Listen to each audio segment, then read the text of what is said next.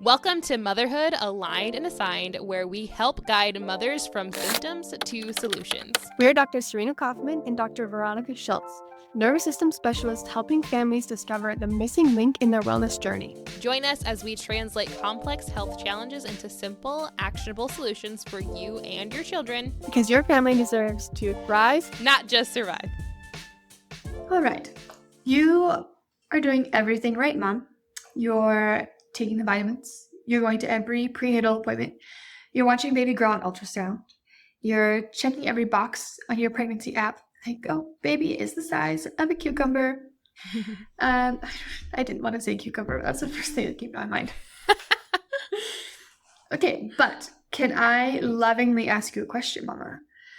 Who's checking in on you, right? Because lots and lots of people are spending time and energy checking in on how baby is doing.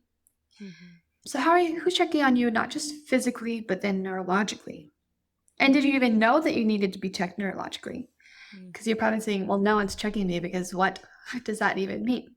Right. So here's the deal. While your OB is checking your blood pressure and your glucose and baby's measurements, and your grandma is checking on how you're feeling and how far along you are and if baby's here yet, nobody's checking on your nervous system, right? And that system controls all of the others. Mm-hmm. And here's why that matters more than you think, right? So your nervous system isn't just keeping you regulated. It's also programming babies, everything. Is programming their nervous system for life, right? Baby is mirroring your nervous system as they're developing. And so let's chat about that and break that down. So let's chat about the scans that we use and the tests that we use, right? Because you've had lots of other tests that I know Dr. Veronica believes that every mom deserves, right? And how it could be the missing piece in your pregnancy. Okay, so like Dr. Serena said, your nervous system is responsible for a lot of things during pregnancy. I would say that pregnancy is probably one of the most neurologically demanding events one could ever face in their life, and it's especially parasympathetic heavy in terms of demands and labor and delivery and that kind of thing. Like the entire point of pregnancy is, right, to have this healthy baby come out safely and healthily, and so that relies heavily on your parasympathetic nervous system especially, right? And so we just call that the gas pedal. And so I don't know about you, but life is just kind of stressful in general. And then you get pregnant and now you have essentially the nervous system of two people at all times or more, right? If you have, more babies in there. And so the nervous system is the air traffic controller of every other system in your body. So think about your hormones, right? That is going to be regulated by areas in your brain. You have areas in your brain that are telling your body, I need more of this hormone or I need less of this hormone, right? That's how we have cortisol. That's how we have adrenaline. That's how we have all these things, is because the brain is saying, hey, we need more of that, or hey, we need less of it. And it's going to get better at doing that if it is in a regulated state in the first place, right? If the checks and balances are in place properly. It also is doing the same thing for your immune system, right? We have different areas in our brain that tell the rest of the body if we need certain, cells or organisms or bacteria to essentially come and help clean up other areas of the body. And again, for labor and delivery, so kind of like I said in the beginning of this, it's a very heavy parasympathetic dominant activity to go into labor, because we need to be able to relax and release and, let the baby kind of do its thing while also understanding that your body was built and designed for it. It's very, very hard to go into labor when you're stressed out. And so when your nervous system is stuck in that stress mode, right, that sympathetic dominance, that gas pedal, it affects all of that plus more, from sleep to digestion to blood pressure. We all know preeclampsia is a thing, right? Especially I feel like now these days with what has been going on. I feel like everyone has preeclampsia. Oh my goodness. Yeah. So and think about that. Diabetes. Yeah. Yes. And so I just feel like that this is a really important topic and a really important test for you to get, because so many people that I know who unfortunately are not in my office yet were essentially thinking that preeclampsia is just luck of the draw. You just kind of wait until you get dealt those cards and then you just deal. But there are ways to address your nervous system before we get to that place of too high blood pressure and then complications. So it's not just part of pregnancy. It might be a sign your nervous system is stuck in survival mode when you start to kind of have some of these symptoms. Blood pressure, anxiety, digestion, that kind of stuff. My midwives right? Who we assume are way more holistically minded and would look deeper. I was talking to them about what their thoughts are on the development of preeclampsia. And they're like, oh, it's just random and a chemical cascade that we can't really prevent. Like, no. So many who is telling people this? Because so many people have that thought about it. And I'm like, come on. It's just so, and that did not sit right with me. So I did my own research of like, what the heck? I am doing all of these things. I'm doing all the things, right? I'm taking the supplements, I'm getting chiropractic care, and you're telling me no matter what I would get, I could just draw the bad straw to get preeclampsia. Like, that doesn't sound right to me. Healthy people don't just randomly have dangerously high blood pressure. That doesn't happen. Right. No matter, I don't care who you ask. And so I have this book called Functional Maternity, and it breaks down, she's a functional medicine provider who is very functional, and she's really digging into all of these processes. And essentially, every pregnancy-related condition that goes wrong is tied back to oxidative stress, which is huge, right? Oxidative stress is a chemical stress that builds up in our body because there's so much stress. Like, stress is the number one leading cause, I would argue, of oxidative stress in our body. So this offers a lot of hope, right? This provider, this functional medicine provider, has so much success in reversing these pathological spirals. Like, preeclampsia is kind of a spiral. The storms, by reducing oxidative stress in these moms. So you know what that tells me? Say, whoa, chiropractic has the power to reduce oxidative stress like no other, right? Because the nervous system is your biggest controller of the cleanup pathways, right? So if you're stuck in fight or flight, you're pumping out cortisol. Cortisol ramps up oxidative stress. So we are removing that stress from your system so your body can let off the cortisol machine and turn on our cleanup pathways to reduce inflammation and stress and etc. Anyway, I didn't mean to take over Dr. Veronica, but I was very discouraged that even my midwives were just like, yeah, that's just how it is. Some people just get it. And how many of these moms, they're like, and they probably think this because like, oh, this mom is doing all the right things. She eats healthy. She takes her prenatals the way she should. She runs and does all this stuff. But they say, okay, how stressed is she? And how long for? And how long has she been that way?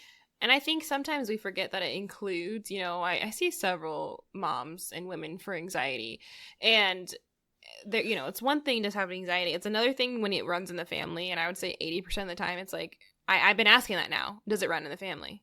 Oh yeah, my mom's been stressed since the day I knew her. Right. But that's how they know it, right? You got to get. It doesn't necessarily run in the family, but that tells me. I said, okay, so you've been stressed since you've been in your mom's tummy. Yeah. She's like, well, I hadn't thought of it that way. It's like, yeah. So we got to understand that this is not just. I feel like sometimes we say stress and people think, oh, work or like kids, or like that kind of stuff. But it's so much deeper than that. And so it's not that we're just these helpless beings where all of a sudden something bad happens and we can't deal. It's that we've been compounding this stress for years, decades, since birth. Mm-hmm. Yeah, you don't inherit the genetics of anxiety. I'll argue. Someone come prove me wrong. You inherit the nervous system of your mother and father, that is what their nervous system mirrored to you. And then on top of that, you grew up watching people respond to their environment with anxiousness, right? So it's inherited in the sense of mirrored from nervous systems, not like a genetic imprint. Yeah. Mirrored, not. Yeah. I like not that. coded. Yeah. Yeah. I was like, what's a better way? Mirrored, not passed down. Mirrored, or a genetic code, I would say. Like, coded. Yeah. Like, because a code we think is set in stone. That's what I was like, mirrored, not like destiny, is what I was trying to say. Yeah.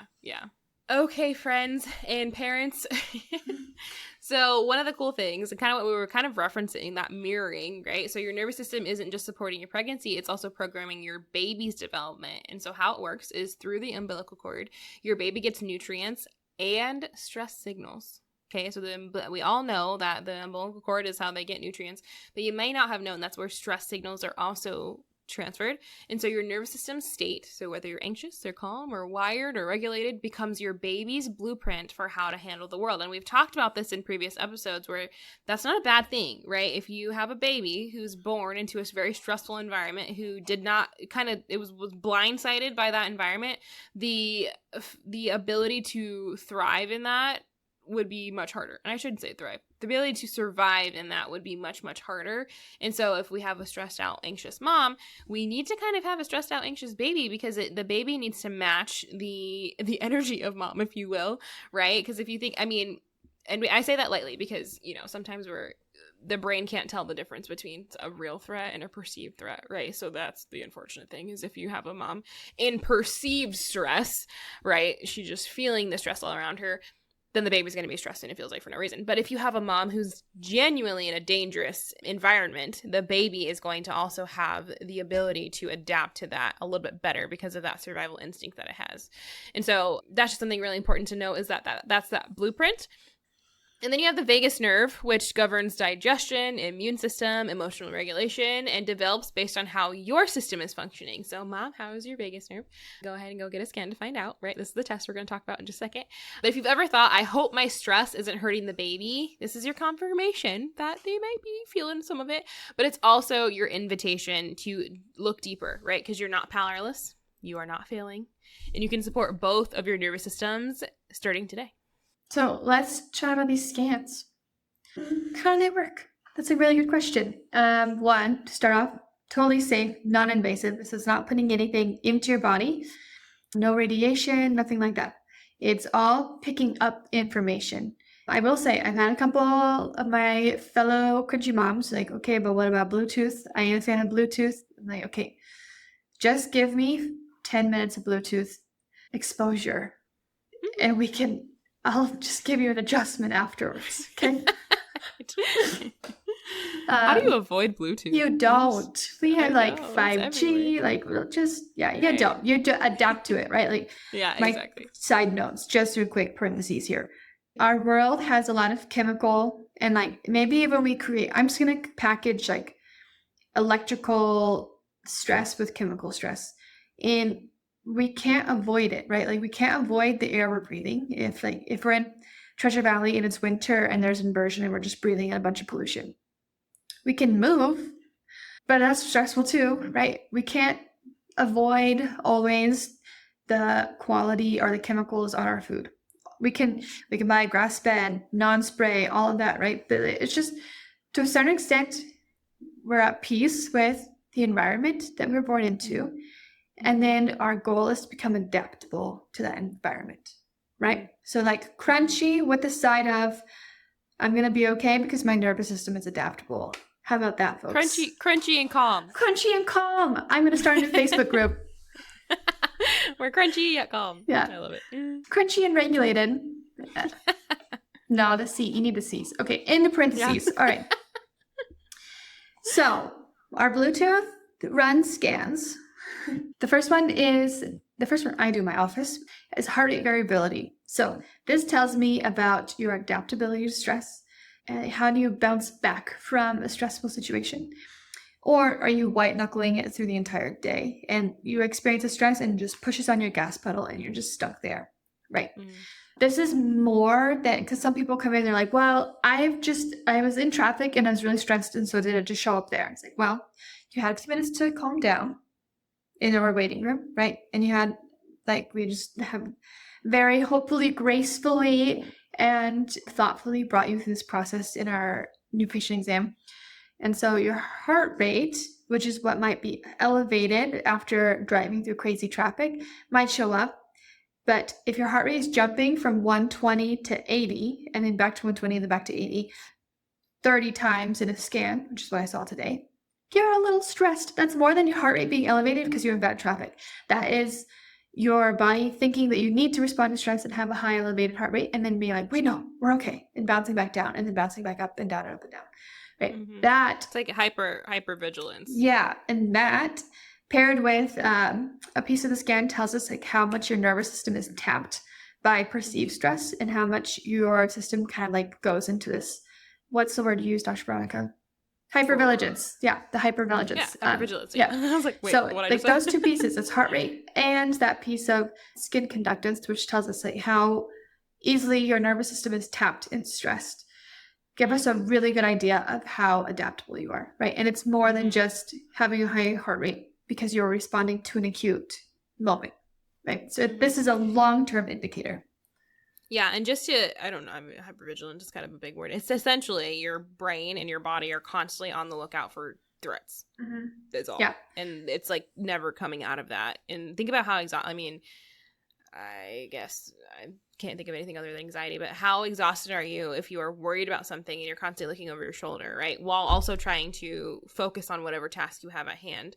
The cool thing I like about our scans, and Dr. Serena is going to go through the rest, but is that all of them kind of force you to slow down a little bit for just a few minutes. And so, there's some people who are like 3 whole minutes. I'm like, okay, well, I automatically know that you're probably gonna be pretty stressed because if 3 minutes is a long time to sit, you are going way too fast, right? And so it does this is a way to see where you're at in, like, I almost said slow motion, but like at rest, so that we can see, it's probably a lot more. It's probably a higher result when you're actually out at work or when you're out doing stuff, right? But our scans show where you're at rest.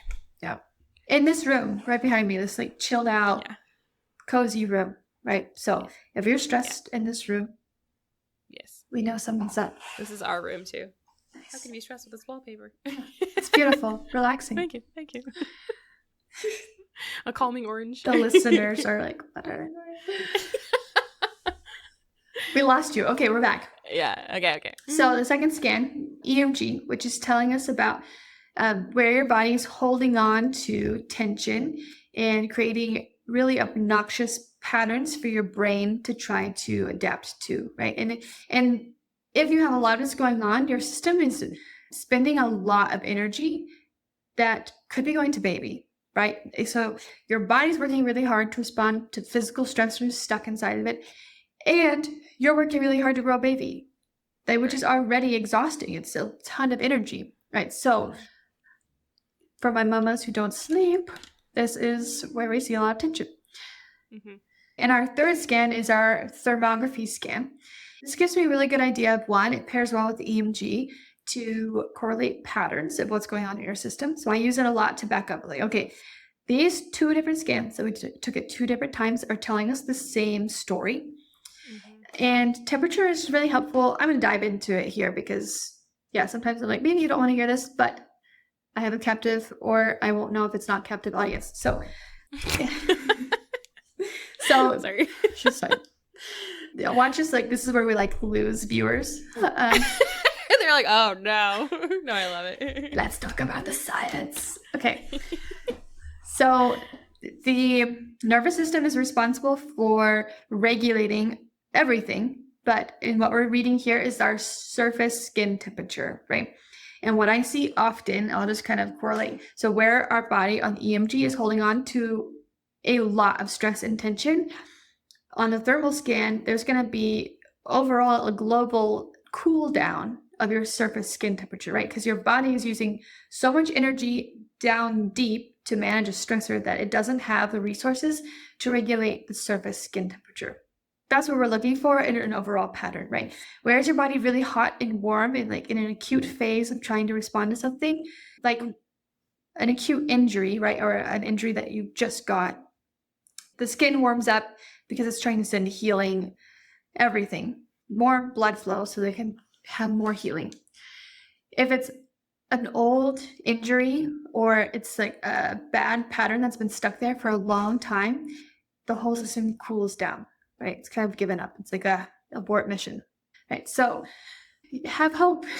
It's like, we're not aborting mission. We're helping your nervous system unwind those stuck patterns so we can wake the system up and turn everything online, right? And I say, like, for thermal, it's like, okay, we're seeing the juices flowing now, right? Literally. When we see more red, your whole system deep down is waking up. And I see a lot of pregnant mamas who are stressed with, like, globally, their systems are working so hard in addition to making baby that there's a lot of cool down. Yeah. Because it's been there for a long time. Yeah. Yeah. It's been there for a long time. And I would say they're using so much more energy elsewhere that maybe even the resources for a happy thermography scan aren't there. So. Yes. Okay. So what happens when you've gotten your scans, you've done the things, you now know the science, and your nervous system gets better? What are you expecting to see? I love when people ask this question. I'm like, okay, but like realistically, what does this mean for me? What will change? And so essentially you can just start to see what I like to do is when you come into the office, we kind of start with your goals because I want to see what's most important to you. And then I kind of rank them on what I think is going to happen first. And so if you were to come into my office, you would have told me, hey, I'm not sleeping, or I'm not pooping, or I'm super, super anxious. And so I just like to kind of go through and like talk about what's going to happen first, right? Comfort is going to come first. So if you're coming in and you're feeling, aches and pains, that will be taken care of it like almost immediately, right? Then you've got the dysautonomia, right? So the organs, systems, functions, right? This is your sleep, this is your digestion, this is your I almost said mood, but that would be the third thing. But essentially like your symptoms that you're having outside of physical and outside of like anxiousness, right? And then the third thing is your anxiousness, right? So moody, irritated, anxious, all those things. And so in that order is what you can kind of start to see happen. So in like that first week, I always like to say like first week, basically you're gonna be out of pain, almost guarantee it. Second to like fourth week, now we're going to start to see some improvements in digestion and sleep and all those things. And then the rest of the care plan essentially is basically for the thoughts, right? Because they just weigh heaviest. And the way I explained it actually she wasn't pregnant. I saw a pregnant patient today. But the way I explained it to a patient was when you're in pain, your body's already actively trying to help itself, right? Pain is a signal that it's like, I need help me out. And so when I come in as a chiropractor, the reason I can almost guarantee it's going to go away right away is because your body's already working to fix it, right? It's like, please, thank goodness, I'm so glad you're here, right? But when it comes to anxiety and those thought patterns, I am actually going to go against your brain, and I'm actually going to fight your brain a little bit and kind of tell it, no, you don't actually have to be scared or mad or sad. You are safe, and you can still feel those things and be safe, but you don't have to kind of carry these heavier emotions. You can feel safer, right? And so those things are going to happen a little later in the care plan because I'm essentially telling your brain, you've been doing one thing, and I actually want you to do something else.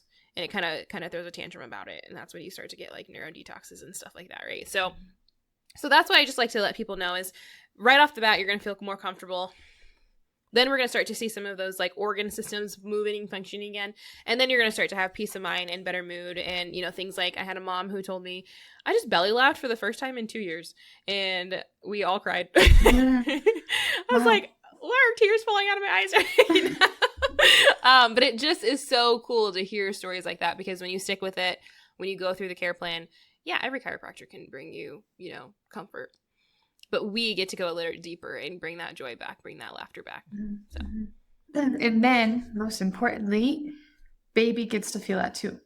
Yeah. Right? That's the, if so many moms are not going to choose this for themselves, but they're going to choose this for their babies. Speaking as moms. And this commitment to restoring the health of your nervous system is a commitment to a really healthy baby and a happy baby, right? Because there's like so many babies, they're going to be born objectively healthy, right? APGAR score, great. Yeah. And then actually a lot of them are just going to try to be like, all babies are great. But no, a lot of them, if I've observed that mom's really stressed in pregnancy, compared to the moms that I get to observe who have been under care and have objectively are low stress. Like we've scanned them through care and they're doing so well. And then also I can see that they're just thriving. Right. Their babies don't need me as much, which is incredible, right? Compared to the moms who come in with babies who are struggling with colic, struggling to latch, struggling to poop and settle and sleep. Yeah. And I don't want to say this to be like, get your baby in or beware, but it is, if you're feeling stressed, this is something that could not only help you, help future you once baby's born, and then just create a really firm foundation for baby's nervous system so that they can thrive. Yeah, and I want to just interject on the whole, you're like, get your baby in or else. We're not trying to say, it could be bad if you don't bring them in. No. What we're trying to say is that those things that Dr. Serena was just talking about, colic, sleep issues, constipation, latching issues. Some moms feel like that's just the cards they were dealt and they just have to get through that newborn season. No. And that's not true. No. Okay. No. Newborn season is hard regardless, but it can be beautiful, especially when you don't have those extra things. And so all we're saying is we'll help your baby when you have colic and constipation and things, but if we can prevent it entirely, like, you're welcome too. Yeah. Right? And also, I would love to see your baby, if they're doing great, just to help them adapt to growing and life and all these things. Yeah. And that's just so much. We'll just see them less. Yeah, we'll see them less, which is great. I would love to do that. Yeah. Exactly. Yeah. Awesome. Well, I'm going to do something just a tiny bit different. Okay. I want us to, like, drop our shoulders, round them back, take a nice big belly breath. If you're driving, don't close your eyes, but, like, just kind of pay attention to what you're doing. If you're not driving, close your eyes, take a nice big deep breath. And I just want you to just tell yourself how proud you are of yourself. Touch your heart or touch your head, whatever you feel like you need, and just you are growing a human. And if you've already grown a human and you have kiddos, you grew a whole child, right? Like, that's so cool. And if you have yet to grow a child and you're on the journey to it, that is such a beautiful thing. Actually, there was a story that we were told about this tribe, that the moment you decide to have a baby is the day you become a mom. And so wherever you're at in the journey, I want you to know how proud you should be of yourself, how proud we are of you, and that you're doing a really great job. So I hope that was something you needed to hear today. You deserve more than everything looks normal and everything is fine, on paperwork, and you deserve to thrive in every season of motherhood. So thank you for being here with us today. I think that was our prayer, in a sense. I would say amen. See you guys next time. Thank you for joining us on Motherhood Aligned and Assigned. We hope today's episode helped you connect the dots in your family's health journey. Remember, this is where nervous system health meets motherhood wisdom. Until next time, we're Dr. Veronica Schiltz and Dr. Serena Coffman, supporting you as you nurture your family's well-being. Because when you're aligned, everyone thrives.